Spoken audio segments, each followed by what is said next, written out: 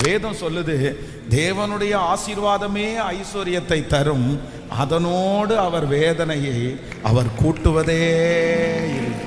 அதனால உலகத்துல நிறைய இடங்களில் அற்புதங்கள் நடக்கலாம். ஆனா அந்த அற்புதத்துல எல்லாம் என்ன இருக்கு அப்படின்னு சொன்னா, அந்த அற்புதம் செய்கிற சத்துரு அவர்களை அடிமையாகவே வைத்திருக்கிறார், அடிமையாகவே வச்சிருக்கிறான்.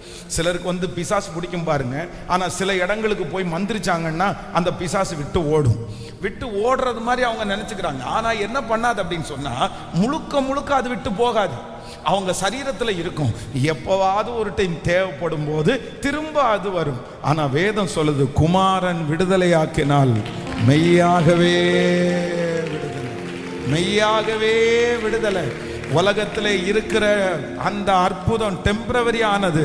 ஆனா கர்த்தர் நமக்கு ஒரு அற்புதத்தை செய்வாரானால் அது நிரந்தரமான ஒரு அற்புதம்.